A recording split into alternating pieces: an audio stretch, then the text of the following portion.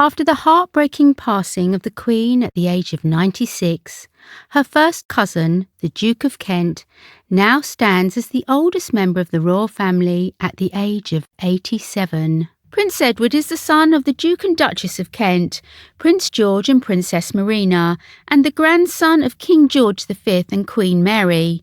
He was born on October 9, 1935, in Belgrave Square, London. His extraordinary life has spanned decades of royal service, the helming of one of the most clandestine organisations, and a religious scandal inside of his own family. Prince Edward George Nicholas Paul Patrick is the eldest of 3 children, with Princess Alexandra born on Christmas Day 1936 and Prince Michael of Kent joining the family in 1942. Although his work with more than 140 different organisations sometimes goes unnoticed, Edward has always been a dedicated member of the royal family. The official royal family website claims that he has been to over 60 different countries to promote British goods and trade. Edward's mother took him on a legendary tour of the Far East, and it was there that he was first exposed to the idea of a life of service.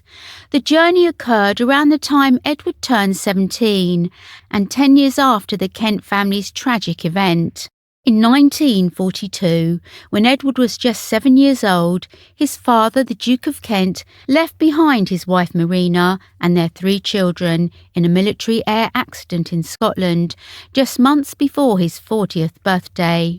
Circumstances surrounding the incident remain mysterious to this day, and the Kents have never spoken publicly about the crash. Edward subsequently inherited his father's title of Duke of Kent, Earl of St Andrews and Baron Downpatrick.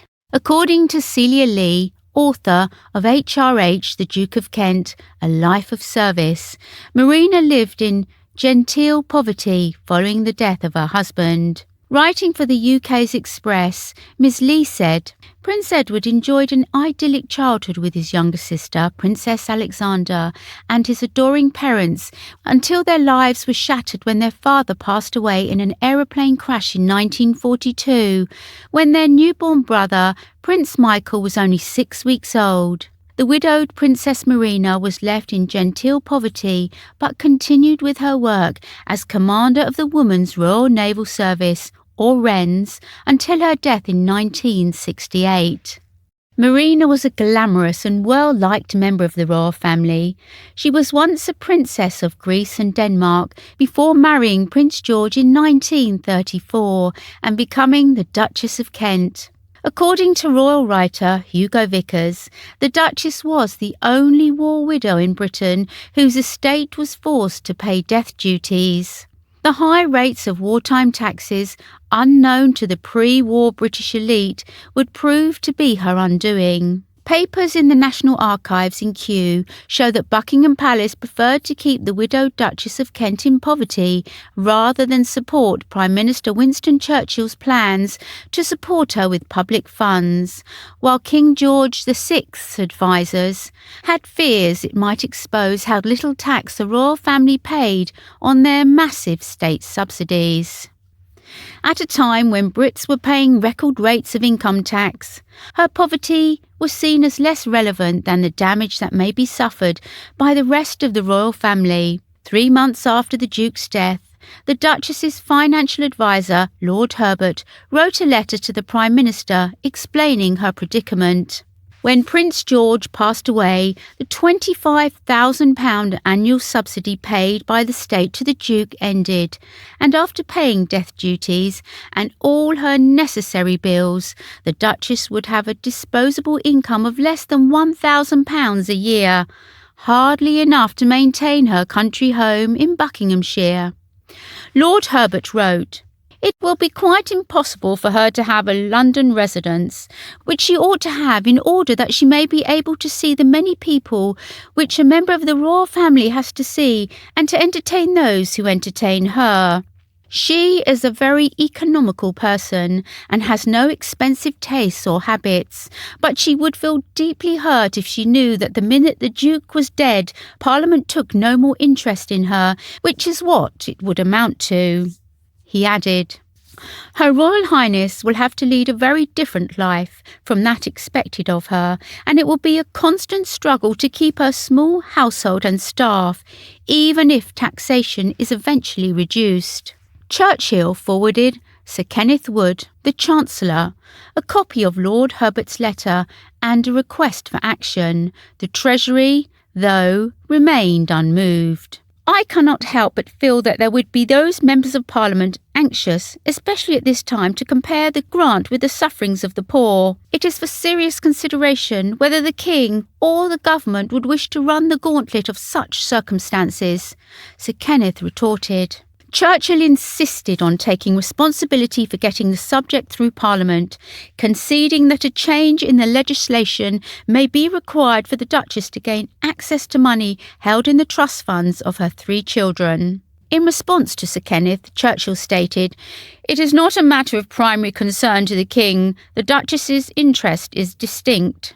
However, neither the Treasury nor the Palace were pleased about the proposal, and the Chancellor enlisted the assistance of the Attorney-General to fight any attempt to set a precedent for trust funds. Churchill's proposal to exclude the Duchess from taxation, as other members of the royal family are, was also vetoed. Queen Mary, the King's mother, received £70,000 in tax-free income during the time. A report by a cabinet committee including Sir Kenneth, Herbert Morrison, Home Secretary, Sir John Anderson, Lord President of the Council, and Viscount Simon, Lord Chancellor, in March 1943. In our view, the real question for decision is whether the case for the state making financial provision for the Duchess outweighs the risk that, as a result, the financial provision for the royal family as a whole might become in some degree a matter of public controversy. Churchill was clearly disappointed by their results, telling them, "I am very much grieved by the negative conclusions which you have reached in this matter."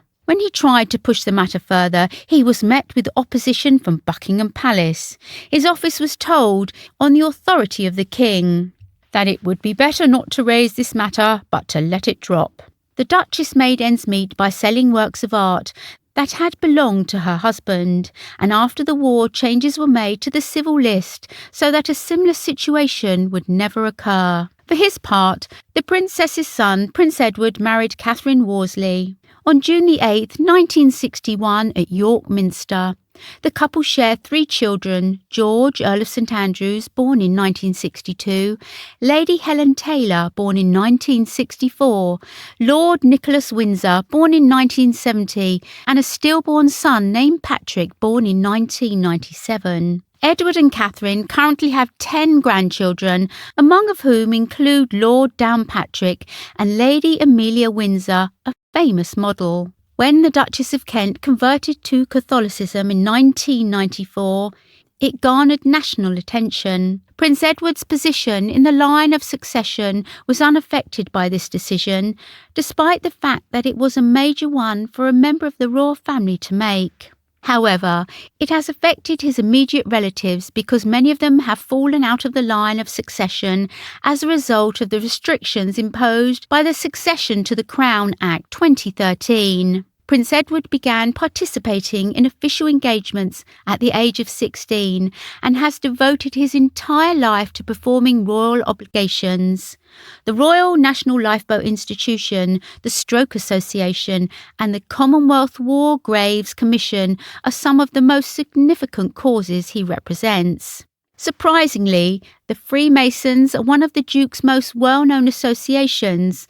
Since his induction into the organisation in 1963, he has advanced through the ranks. He became Grand Master in 1967, and in 2013 he celebrated 50 years as a Freemason.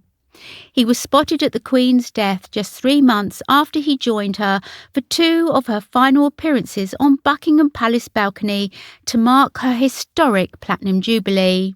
The 4 serving first cousins of the Queen, the Duke of Kent, Princess Alexandra, Prince Michael and the Duke of Gloucester, attended the monarch's state burial at Westminster Abbey and her committal service at St George's Chapel in Windsor, together with the rest of the royal family. Future-looking, George, Earl of St Andrews, son of Prince Edward, is the present heir to the Dukedom of Kent. Then his son, Lord Downpatrick, will follow him someday. Once the Earl of St Andrews acquires the title, it will no longer be a royal dukedom due to their conversion to a different religion, and he will be addressed as His Grace, the Duke of Kent, rather than His Royal Highness.